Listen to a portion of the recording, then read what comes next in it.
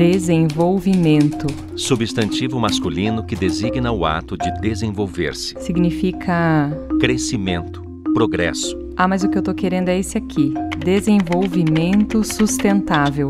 É aquele que, ao utilizar os recursos naturais racionalmente, atende às necessidades humanas do presente e não prejudica o meio ambiente e as gerações futuras. Ok, avançando no alfabeto, vejamos objetivo. Outro substantivo, quer dizer alvo.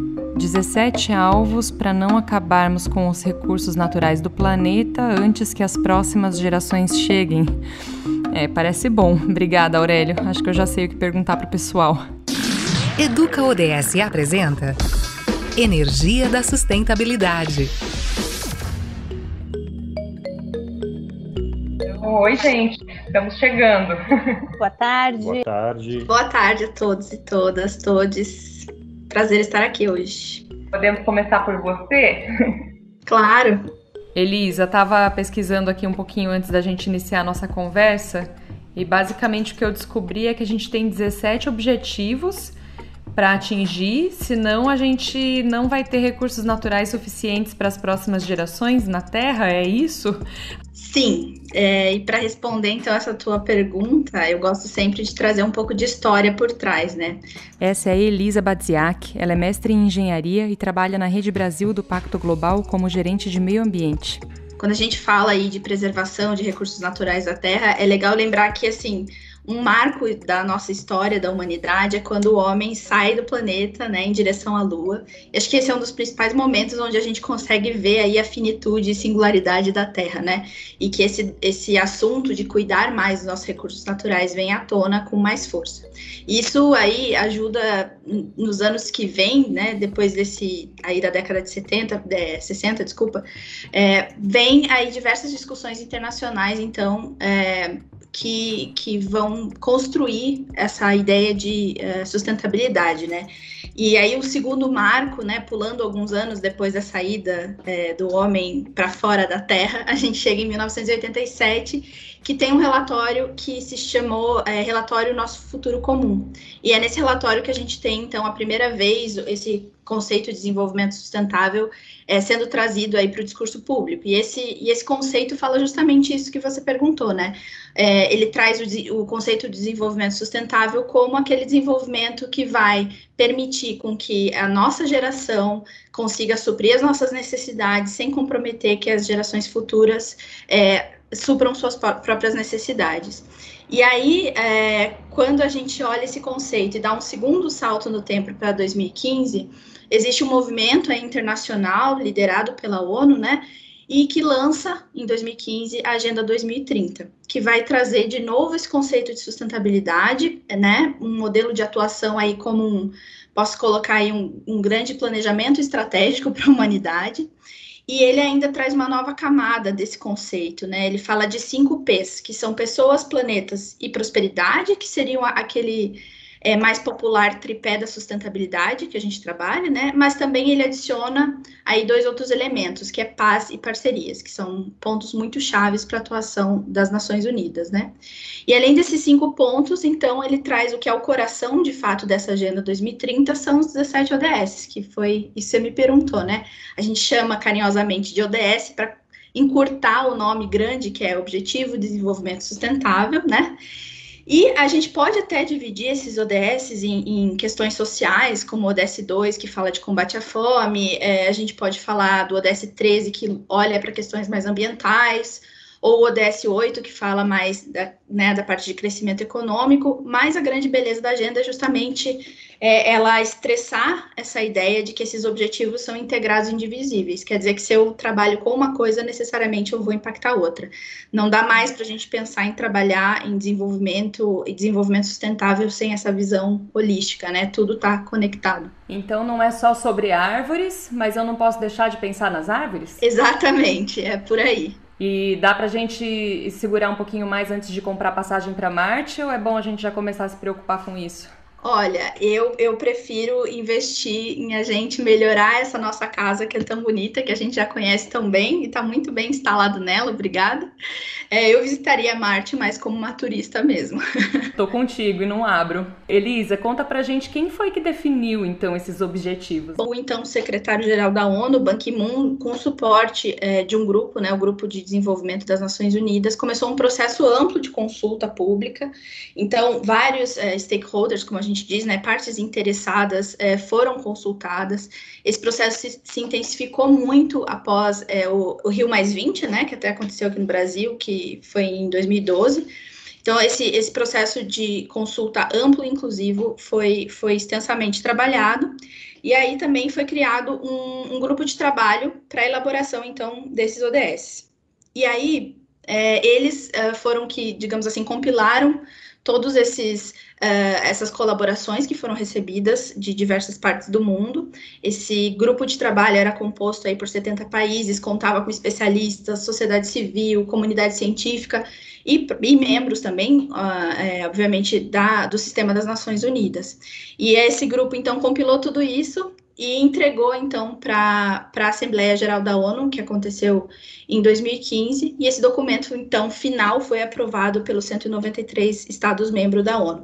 Então, foi um processo bastante inclusivo e diverso, mas aqui eu queria até aproveitar para destacar, né, que não só o processo de construção, ele foi muito diverso, mas como também o processo que a gente vai precisar passar, ou estamos passando, para que a gente consiga endereçar esses objetivos e cumprir essas metas, ele vai depender de todos e todas, né? Então, a agenda, ela é desenhada pensando nisso também, na necessidade de engajamento de sociedade civil, governo, academia e até empresas como a Copel, né?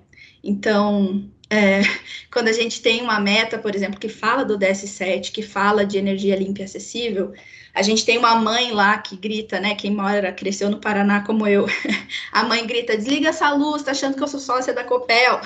Ou então uma empresa que trabalha com fontes mais limpas de energia para reduzir suas emissões de gás de efeito estufa.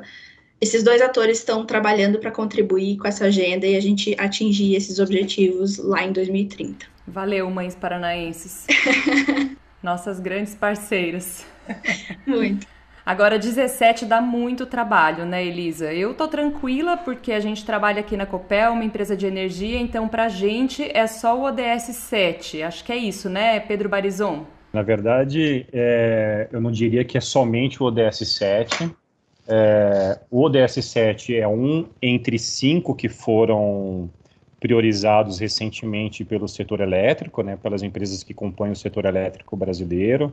Uma delas, lógico, a Copel. O Pedro Barizon é cientista social. Ele atua numa consultoria e foi um dos responsáveis pela definição dos ODS prioritários para o setor elétrico do Brasil. E dentre os 5 ODS priorizados, né, então foram o ODS 7, o ODS 8, o 9, o 11 e o 13, o 7 realmente é aquele que conversa mais facilmente porque é o negócio da Copel, é o negócio voltado à geração, à distribuição, à transmissão e até mesmo à comercialização de energia elétrica, né? Então, realmente, existe aí um potencial de transformação significativo associado ao ODS 7. Inclusive, a boa notícia é que o Brasil tem um destaque, ele é protagonista justamente no cumprimento desse ODS, né? Acho que aí já por um histórico de longa data, a geração de energia elétrica por meio de fontes limpas, né, e aí considerando, lógico, a geração hídrica, né, ela realmente coloca o país em um patamar diferenciado e, por consequência, acaba provocando a adoção por parte das empresas de metas, né, e objetivos mais arrojados. E é isso que nós buscamos identificar nesse trabalho de priorização não só dos ODS, mas no trabalho de priorização das metas, né? Onde que a gente pretende chegar e como que a gente pode ajudar no cumprimento de um objetivo maior, né? Acho que no caso da Copel, isso é parte da estratégia de negócio da empresa, como de outros grandes atores do setor. Se eu puder só complementar, né, o que o Pedro falou, como eu comentei, a agenda ela é integrada e indivisível, né? Então a gente passa por um processo aqui, né? Eu trabalho no Pacto Global, nossa principal missão é ajudar as empresas nessa integração dessa agenda internacional nas suas estratégias de negócio. Então, esse processo, ele passa pela priorização, né? Então, como o Pedro falou, as empresas de energia elétrica, a gente fez um trabalho mais geral, né, para o setor, cada empresa tem sua especificidade, mas de maneira geral, o setor tem 5 ODS que a gente identificou como prioritários. Isso quer dizer que a gente vai focar os trabalhos nesses 5 ODS, mas como eles são integrados indivisíveis, certamente a gente vai impactar todos os demais ODS nesse processo. Com certeza. Pedro, o que eu ia te perguntar é se você pode recapitular para mim, você falou aí alguns números, são mais 4, além daquele que eu estava me preocupando já de maneira mais especial. A que se referem esses outros 4 ODS, além do 7, que a gente já estava sabendo que com esse a gente precisa se preocupar? Quais são os outros 4? Boa.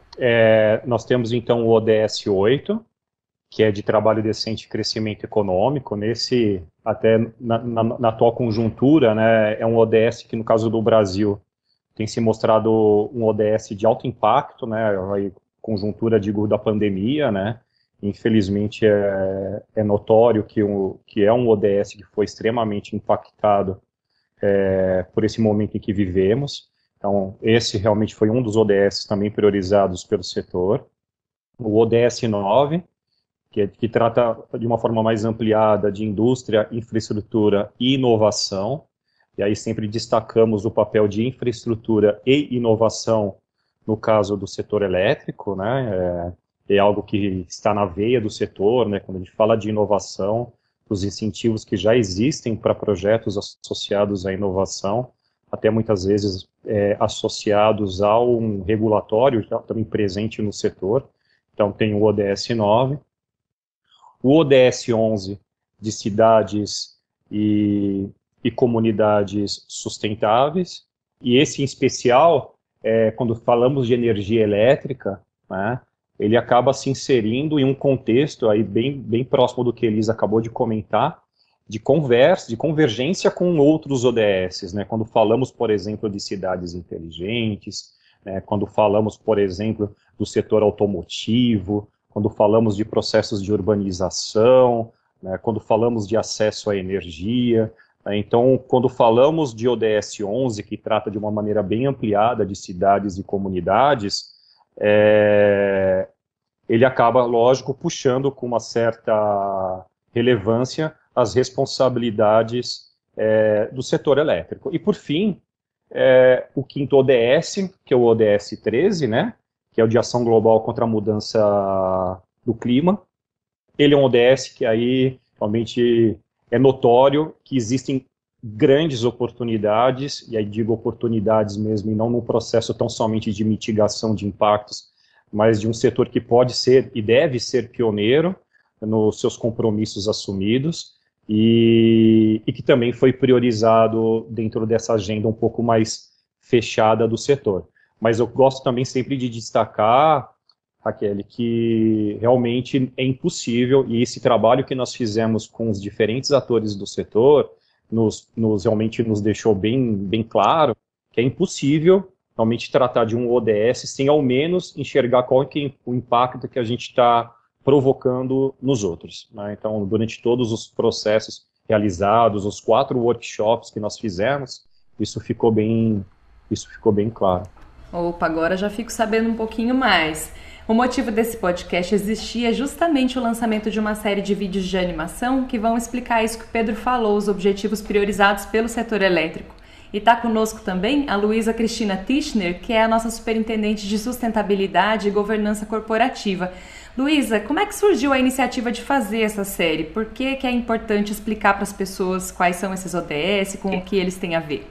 Bom, na verdade, assim, a gente tem um programa chamado Educa ODS, né? A Copel, ela foi signatária do Pacto Global já em 2000 e vem trabalhando com a temática dos ODS ali desde 2016, 2017. Então, esse tema, ele é extremamente abordado entre os nossos empregados, é divulgado, mas a gente ainda sentiu a necessidade de tornar essa informação mais acessível e mais simples, mas ao mesmo tempo que trouxesse informações bem claras sobre os ODS, né? De maneira que a gente pudesse não só abranger aos nossos empregados, a nossa força de trabalho, mas também as nossas outras partes interessadas, os nossos fornecedores, a comunidade. A gente sabe do papel relevante da Copel dentro, principalmente aqui do estado do Paraná, em termos de divulgação da temática. Então, a gente viu como um bom instrumento de tornar a informação mais acessível. A gente já vem conversando muito sobre ODS com nossos fornecedores também, mas a gente identificou uma oportunidade, assim, de divulgar isso de uma forma mais ampla, né? Então, aí veio a ideia de fazer os vídeos que ficaram sensacionais. Os ODS estão incorporados às nossas práticas e consolidam nosso posicionamento pelo desenvolvimento sustentável, valorizando tudo o que produzimos e fornecemos. Vamos conhecê-los melhor? Já convido todos, que eles vão ser lançados um por mês, então eu acho que vai ser bem interessante a gente poder se aprofundar em cada um desses ODS aí ao longo desse período. Bacana. Mas, gente, esse negócio de objetivo funciona, assim? A gente já tem alguma evidência de que não fica ali na gaveta, não fica esquecido depois do lançamento dos objetivos e das metas que são colocadas? O que vocês podem contar pra gente da experiência que a humanidade já coletou dentro dessa trajetória? Bom, Raquel, se você me permite, eu vou falar um pouquinho de Copel, o quanto isso já influenciou aí as nossas atividades, né? Até pensando que nós temos os nossos ODS prioritários, mas a gente sabe que, como o Pedro falou e a Elisa, eles acabam estando interconectados e a gente identifica os nossos ODS em várias atividades. Mas tem alguns itens que realmente acabam sendo um destaque, porque a partir do momento que a gente prioriza, eu acho que é como o Pedro estava comentando, agora vem a etapa da gente estabelecer realmente as metas, né? O que vamos fazer, né? Lembrando que existe essa questão de alcançar os ODS, mas também enxergar desafios futuros, oportunidades de negócio, novos produtos e serviços, e tudo isso está muito hoje dentro do nosso planejamento de Copel. Então, eu não sei se todos viram, mas na semana passada a gente teve aí um grande avanço com relação, por exemplo, ao nosso ODS 13, que é o combate à mudança climática. Nós aprovamos o nosso plano de neutralidade. Vamos estabelecer nossas metas baseadas em ciência, né? O plano de neutralidade é dizer que até 2030 nós vamos neutralizar nossas emissões de gás de efeito estufa. Então, nós vamos fazer trabalhos intensos para reduzir ao máximo as nossas emissões e ainda, caso tenha emissões residuais, a gente vai compensar essas emissões, né? Com plantio de floresta ou com aquisição de crédito de carbono. Então, eu vejo que isso é muito já resultado desse trabalho que está sendo executado aqui e da questão da inserção efetiva dos ODS dentro da Copel, sabe? Talvez a Elisa ou o Pedro possam trazer para a gente também se outras empresas estão seguindo esse mesmo caminho. Com certeza, Raquel. Aqui dentro do Pacto, um dos nossos carros-chefes, digamos assim, é um processo, uma metodologia que a gente tem que se chama SDG Compass, que seria uma bússola para os ODS, né? Então, a gente acompanha as empresas nesse processo de amadurecimento, de integrar esses ODS na sua estratégia empresarial. O que quer dizer que esses objetivos não ficam só da porta para fora, mas eles precisam estar da porta para dentro, até questionando, né, esse status quo e os modelos de negócio mais conservadores e usuais, né?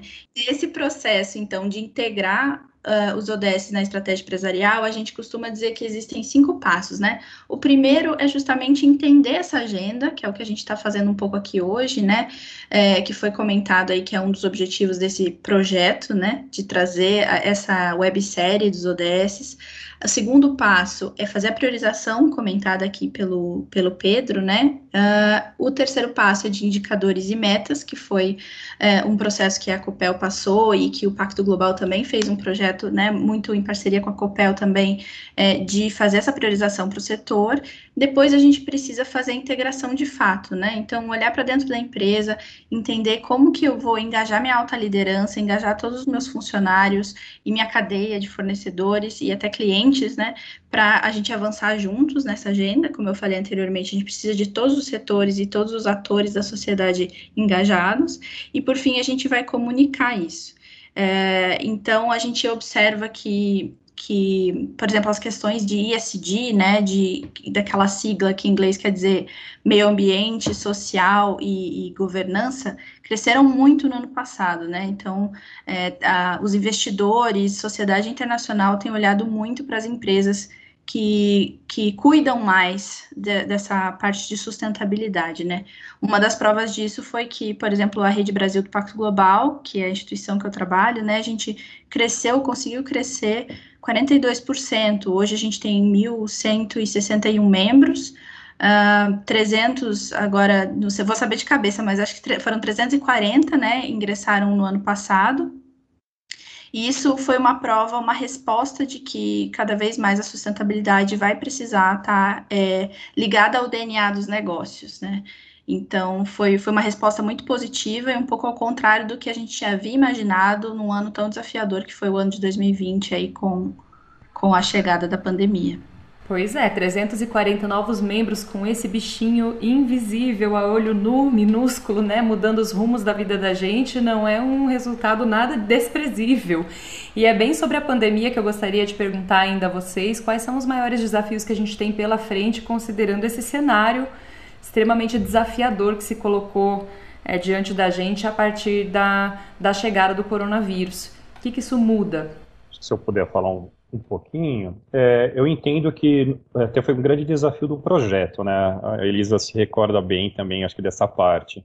Nós tínhamos customizado, né, pensado todo esse projeto de priorização dos ODS, considerando não só as empresas, mas todo o setor, né, elétrico brasileiro, então as associações setoriais, as entidades de governo, né, então desde a instância federal até as secretarias estaduais, né, e infelizmente a pandemia realmente surgiu com força bem no início do processo de realização de workshops, né.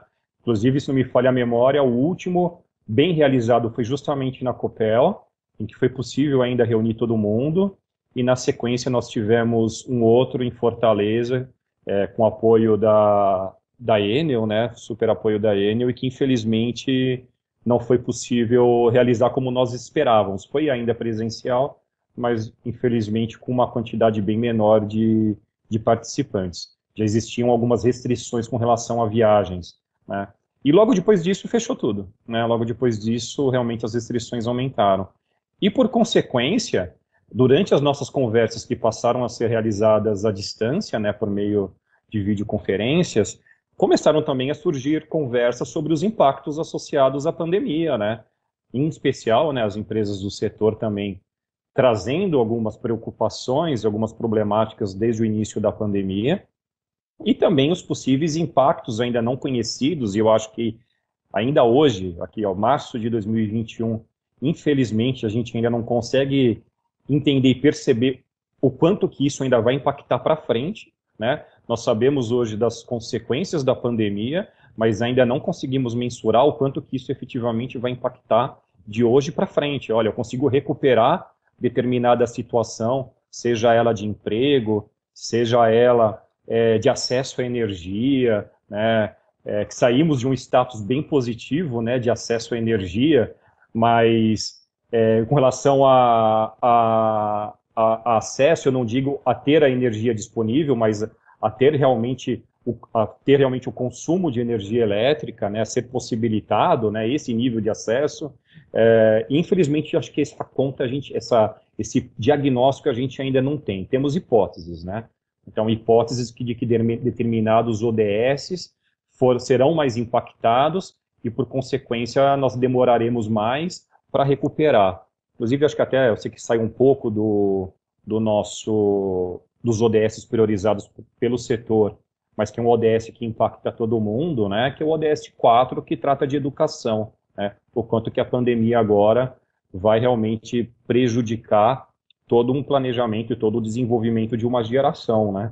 E eu, como sociólogo de formação, sempre vou puxar um pouco mais de preocupação para o ODS 8, que é o ODS que realmente trata de algo que no Brasil tem sido uma grande dificuldade, e esse sim de impacto imediato, que é a perda de renda, né? Não só do emprego, mas em especial a perda de uma fonte de renda. Eu acho que realmente, Pedro, eu acho que é bem o que você pontuou com relação à preocupação com o ODS 8, né? A questão, a gente sabe aí que a pandemia cabe uma atenção especial ao trabalho decente e crescimento econômico.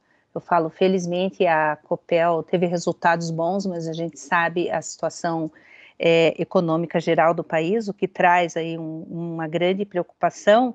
Mas, por outro lado, eu vejo que algumas coisas interessantes também vão surgir, né? A questão de cidades, né? Essa questão das pessoas trabalharem em home office, o quanto isso pode trazer de benefício em termos de redução de emissões, qualidade de vida, enfim, inovação, né? Você vê a vacina mais rápida que a gente tinha até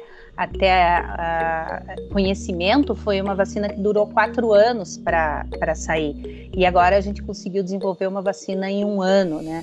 Então eu acho que com certeza a gente vai ter um período muito difícil, né, para a gente poder se adaptar a tudo isso que isso significa, mas eu vejo que também provavelmente a gente vai ter avanços em algumas áreas, né?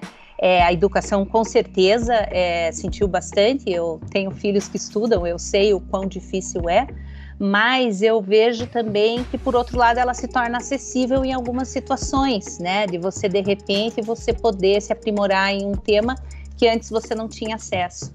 Então, eu acho que, enfim, são tempos difíceis e eu espero que também a gente aproveite aí as oportunidades para que a gente tenha momentos mais modernos aí, né?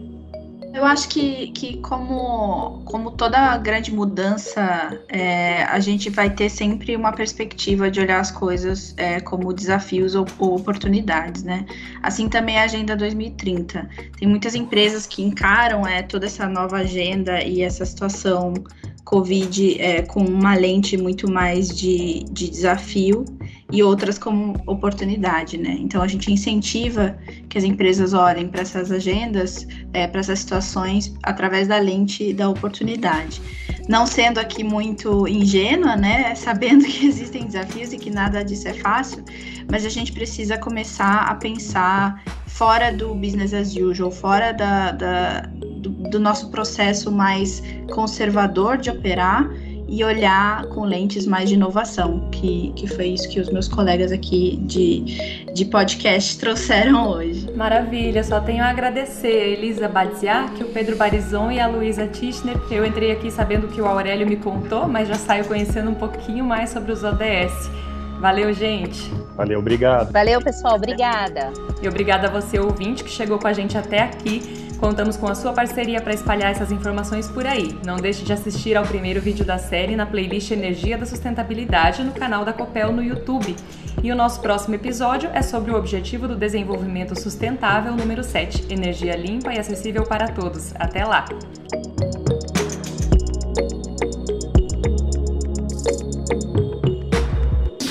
Energia da Sustentabilidade. Uma série do programa Educa ODS. Copel, Pura Energia. Paraná, Governo do Estado.